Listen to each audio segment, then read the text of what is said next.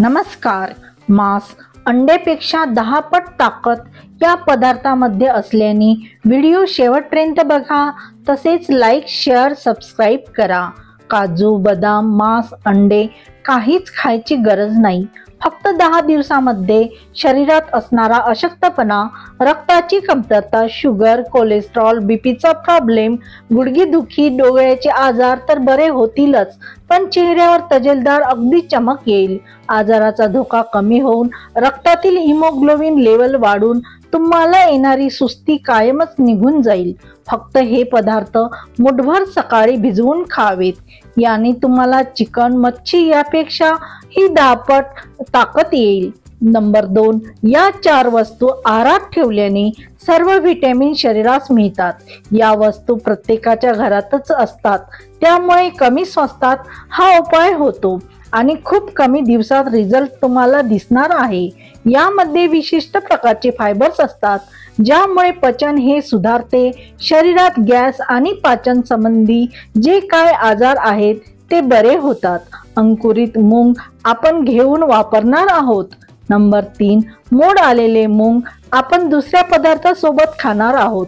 यामुळे वजन कमी होऊ शकते। तसेच रक्तामध्ये असणारी साखरेची पातळी देखील कमी करण्यास मोड आलेले मूग मदत करतात।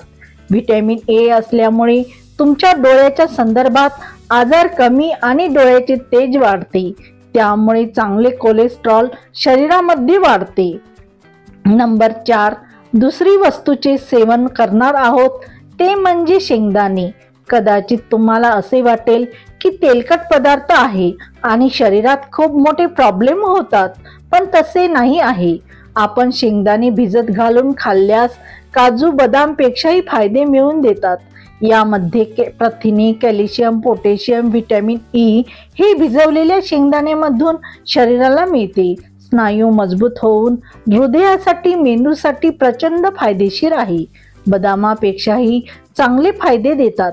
वरील पदार्थासोबत भिजवलेले शेंगदाणे खाल्ल्याने त्वचा आणि केसांना देखील फायदा होतो। नंबर 5, हे सर्व मिळून तुम्ही फक्त मुठभर खा। यामुळे शरीरात असलेले आजार सर्व कमी होतील। तिसरा पदार्थ म्हणजे मोड आलेलेच काळे चणे। यामध्ये सुद्धा जबरदस्त फायबर, कॅल्शियम, प्रोटीन, मिनरल्स असतात। हे देखील मोड आलेलेच खायचे आहे, पण एकत्र करण्याची पद्धत विशेष असल्याने त्यामुळे रक्तातील हिमोग्लोबिन वाढते। याने शरीरात येणारा थकवा निघून जाऊन शरीरात ऊर्जा निर्माण होते। त्यामुळे दिवसभर तुम्हाला फ्रेश वाटणार।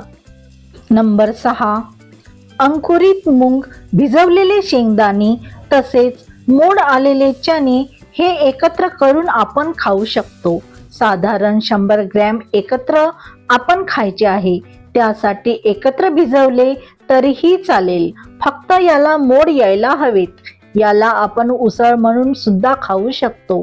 त्यासाठी कांदा, टोमॅटो बारीक काप करून या पदार्थामध्ये घालून त्यातच सेंधे मीठ, कोथिंबीर, आवडल्यास हिरवी मिरचीचे तुकडे, लिंबू रस घालून नाश्त्यामध्ये खावेत। फक्त ही उसळ खाताना यासोबत दुसरे पदार्थ खाऊ नयेत। नंबर 7, या उसळीमुळे रक्तामध्ये सर्वात जबरदस्त फायदा होऊन वजन देखील कमी राहते। शरीरात पॉझिटिव्ह एनर्जी तयार होते। तुम्हाला दिवसभर भूकही लागणार नाही, त्यामुळे तुम्ही अतिरिक्त आहार घेण्याचे भासणार नाही। आवर्जून या पदार्थाचा आपल्या आहारात समावेश करावा। नंबर 8, मखाना आहारात ठेवावे। याची बारीक पूड तयार करून दुधामध्ये मिक्स करून प्यावे। यामुळे शरीराला आवश्यक प्रोटीन मिळते। त्यासाठी जिमला जाणाऱ्या मुलांना उसळ, त्याचप्रमाणे मखाना शेक म्हणून दूध द्यावे। व्हिडिओ संपूर्ण पाहिल्याबद्दल मनापासून खूप खूप आभार। व्हिडिओतील टिप्स, माहिती आवडल्यास प्लीज व्हिडिओला लाईक करा। तसेच चॅनलवरती नवीन असल्यास आपल्या मीनाताई किचन या चॅनलला नक्की सबस्क्राईब करा। तसेच सोबतचे बेल आयकॉनही प्रेस करा, जेणेकरून व्हिडिओचे नोटिफिकेशन प्रथम तुम्हालाच मिळतील। धन्यवाद।